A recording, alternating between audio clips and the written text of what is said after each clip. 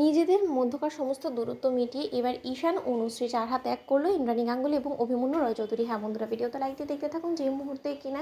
কুসুমকে মেরে ফেলার অভিযোগে অভিযুক্ত হয়ে যখন কিনা দেবলীনা আগে পুলিশের হাতে তুলে দেওয়ার সিদ্ধান্ত নেয় ইন্দ্রাণী গাঙ্গুলি, এবং ইন্দ্রাণী গাঙ্গুলি যখন বলতে থাকে যে এরকম অপরাধী খুনি আসামিদের আমার বাড়িতে কোনো রকম কোনো জায়গা নেই, এবং ইন্দ্রাণী গাঙ্গুলি যে কোনোদিনও অন্যায়কারী এবং অন্যায় যে সহ্য করে তাদেরকে প্রশ্রয় দেয়নি, সেটা আরও একবার ইন্দ্রাণী গাঙ্গুলি প্রমাণ করে দেবে। দেবলীনা, তোমার আর এই জায়গায় কোনো রকম কোনো ছাই হবে না, এবং তুমি এবারে বহু সম্পূর্ণরূপে যে অযোগ্য সেটা আমার বোঝা হয়ে গিয়েছে। ঠিক সেই মুহূর্তে যখন কিনা দেবলীনাকে পুলিশের হাতে গ্রেফতার করানোর জন্য পুলিশকে কল করা হয়, এবং পুলিশ যখন হিড়হিড় করে দেবলীনাকে এখান থেকে টেনে নিয়ে যেতে থাকে, ঠিক সেই মুহূর্তে দেবলীনা বলতে থাকে, কুসুম সরকার তুমি চিরকাল আমার মনে থাকবে, এবং তোমাকে সরিয়ে আমি এই গোটা সাম্রাজ্যের উপরে রাজত্ব করব, এবং তখন তুমি কিচ্ছু করতে পারবে না, তুমি ঈশ্বরের প্রিয় হয়ে যাবে, তোমার এমন পর্যায়ে আমি তোমাকে নিয়ে চলে যাব, তখন আমি দেখবো যে তুমি কি করে তোমার এই গাঙ্গুলি এই পরিবারকে তুমি রক্ষা করো। ঠিক সেই মুহূর্তে কুসুম বলতে থাকে যে তাহলে কুসুমেরও প্রতিজ্ঞা রইল, যতকাল এই কুসুম সরকার বেঁচে থাকবে ততকাল কুসুম সরকার এই বাড়ির উপরে একটা আঘাতও আসতে দেবে না দেবলীনা ম্যাডাম। ঠিক সেই মুহূর্তে দেবলীনা যখন কিনা পুলিশের সঙ্গে বাড়ি থেকে চলে যায়, ঠিক তার পর মুহূর্তে যখন কিনা অভিমন্যু রয় চৌধুরীকে সঙ্গে এনে যখন কিনা আয়ুষ বলতে থাকে যে মা, তোমার মনে আছে তুমি সবসময় অভিধা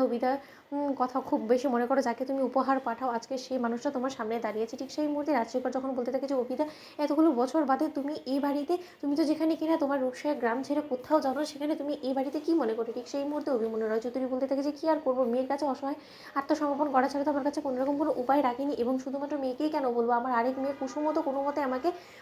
আর ওই রূপসার গ্রামে থাকতে দিল না, ও রীতিমতো আমাকে ওর মায়াজালে ফাঁসি এখানে নিয়েই এলো, আমি আমার মেয়ের কাছে, মেয়ের ভালোবাসার কাছে অসহায় হয়ে পড়েছি, তার জন্য আমি বাধ্য হয়ে এখানে এসেছি। ঠিক সেই মুহূর্তে ইন্দ্রাণী গাঙ্গুলি যখন বলতে থাকে যে আপনার মেয়ে অভিধা, কি আপনার মেয়ে। ঠিক সেই মুহূর্তে কুসুম বলতে থাকে যে দেবীমা, এই অনুশ্রী হলো গিয়ে অভিমন্যু রয় চৌধুরী অর্থাৎ কর্তার মেয়ে, এবং তাকেই রীতিমতো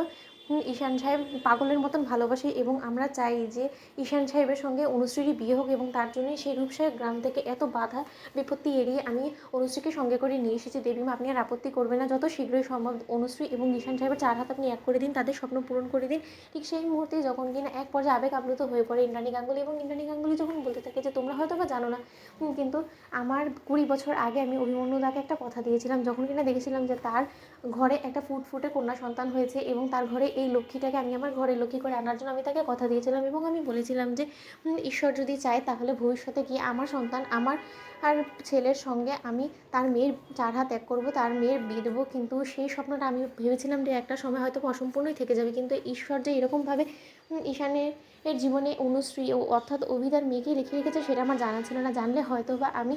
ওর হাতটাই রীতিমতো আমার ঈশানের হাতে তুলে দিতাম, কিন্তু ঈশ্বর অবশেষে আমার সেই স্বপ্নটা পূরণ করেছে। তো বন্ধুরা, লাইক এন্ড শেয়ার করে সাবস্ক্রাইব করতে ভুলো না।